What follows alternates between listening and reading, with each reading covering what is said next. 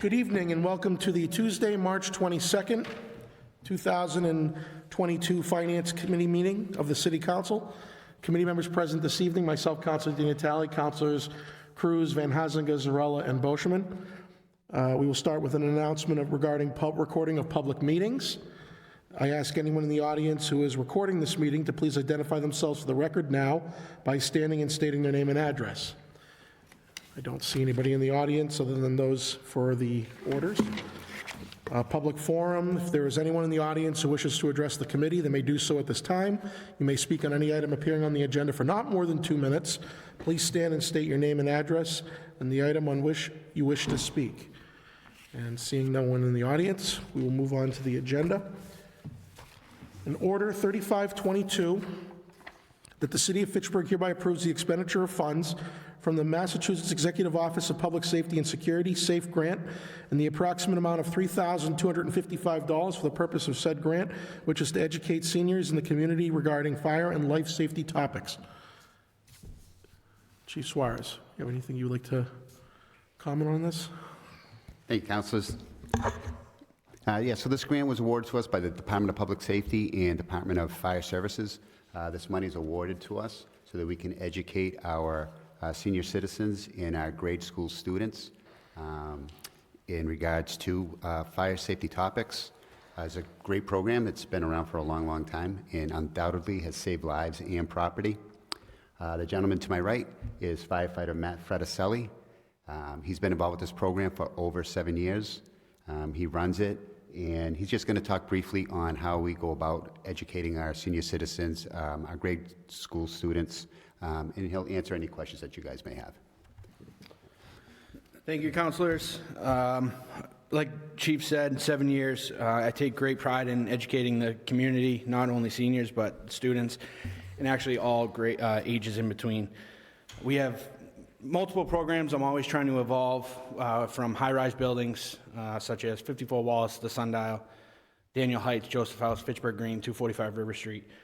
Try to meet in the community rooms, get as many tenants there as we can. I'm always working with the managers on meeting new managers from other properties to get better out there with the community. We cover fire prevention, fire safety, medical topics. We talk about 911 candle safety, safer alternatives for fire safety, matches and lighters, proper disposal, cooking safety, and medical too, fall safety, fall prevention. And we also use this money to buy supplies and handouts for the seniors to get them a little bit more enticing, to get them to show up and participate and tell their friends. That's on the Senior Safe program. Student Safe, do we touch on that now, or is that something? I'll take that one up. 3622 is an order that the City of Fitchburg approves the expenditure of funds from the Massachusetts Executive Office of Public Safety and Security, SAFE grant, for $6,275, which is to continue teaching fire safety for the students. So one order is for the seniors in the community, and the other is for the students. So the students, we teach the third graders throughout Fitchburg, make 2 visits a year, one in the classroom, and then we bring our safe trailer that I'm sure you've seen around the city. Cover same thing, fire safety, fire prevention, fall and crawl, stop, drop, and roll, cigarettes, matches, and lighters, 911, and then with our trailer at the second visit, we show them cause and effect. If you improper disposal of a match causes a fire. We kind of show them that with our smoke machines and special effect machines. Community events, Mason Safety Day that's run Juneteenth, Ride of Life, the Suicide Prevention and Awareness, and the Airport Air Show is another community event we do. Councilor Boschman? Question for you on the kids. Why just third grade? How come you don't start with the second grade? Because actually for a long time we were doing first grade, and that was how the program was run for a long time. Because of COVID, we missed a couple years, so we used that opportunity to go to third grade because those students missed it. Plus, we figured that third grade was going to have more of an understanding, which proved, because in first grade we had pictures drawn and things they learned, but it was hard to decipher. We went to third grade where I administered a test through Google Documents, and what a significant difference on understanding of the material. Now, on the, you said you educate the senior citizens. Those small candles, the little plastic ones, they're about a ½ inch thick and they're about an inch in diameter. Sure. I noticed that, well, I know in my neighborhood one time, one of those caused a fire, I believe, house. Why isn't it you guys don't try to ban those little ones like that, about ½ inch and an inch in diameter? So I think it's hard to ban something like that. I think that's a safer alternative than having a live fire candle that is exposed, especially with those candles that are not in a Yankee candle glass, if you will, for a better understanding. I think the ones that are run on battery are much safer. Yeah. And I think we do talk about some products have a UL on the bottom of them with a little circle. That stands for United Laboratories. And we try to advocate for those products because they're tested by these laboratories that are safer. So we try to tell them, same thing with the candles, find something that's safe, not just cheap candles like that that could, you know, potentially cause a fire. And my final question, yes, I noticed about a month ago, we had a fire, a major fire in Fitchburg, and somebody's life was lost in that fire.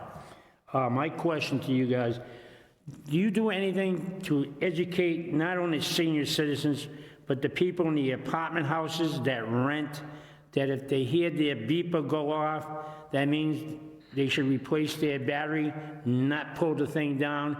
It's cheaper to put a 9-volt battery back up and replace it for $1.50 or $2. So Yeah, Counselor, of course, we educate the public as much as we can on the importance of smoke detectors. We have our Fire Prevention Bureau that goes out on a daily basis. Any call that we go to, whether it's a fire call or a medical call, as our firefighters are going through the property, everybody has been taught to look up. If they see any missing detectors, that's brought up. The building owners are notified, and our Fire Prevention Bureau is notified, and then they'll just come back and follow up on that and make sure that those detectors are put back in place. All right. Well, I'm not looking for an argument with you, but I know a lot of landlords that they have them up, but like I said, the 9-volt battery starts to chirp, and they beep, beep, beep, and it's easier for the tenant to take it down and put it in the drawer and leave it there. Yeah, that's a tremendous problem. So in one of our community, in our community events, that's where we reach out to the other public, not just specific seniors or students, all age groups. That's where we speak to them and we tell them, and that's covered in our safety topics, smoke alarms, check your batteries, change your batteries twice a year. If you hear it, change a battery. So it does get out there. It just as much as, you know, like the chief said, between fire calls that we show up, even medicals, firefighters do the same thing. So we do get the word out there. Okay, that's all I want to know. Thank you very much. I make a motion we accept. Second? That's fine. Okay, motion made, okay. Motion made and seconded to accept orders 3522 and 3622.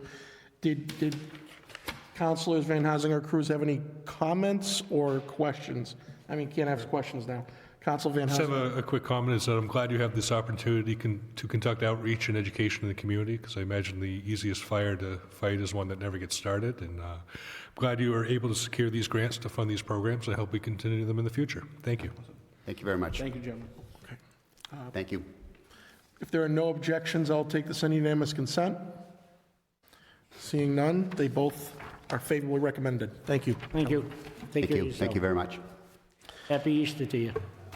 Last item on the agenda is Order 3722, that there being hereby is transferred from within the sum of $15,552 to be transferred from Veterans Personal Services Clerical and credited to Veterans Expenses Temporary Personal Services.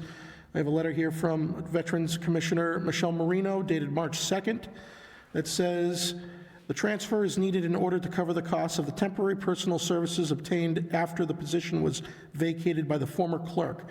This transfer does not incur any additional expenses for the Veterans Department beyond what has already been approved for FY22 and will allow for the proper accounting for the Veterans Department. So it sounds like this is just a administrative transfer where the existing clerk or the former clerk left, and they need temporary assistance in the meantime until they get someone new. So they're just moving the money from bucket A to bucket B. Motion to approve? Second? Motion made and seconded to approve 3722. If there are no objections, I'll take the same unanimous consent. Seeing none, it is adopted or favorably recommended. Motion to adjourn? Second.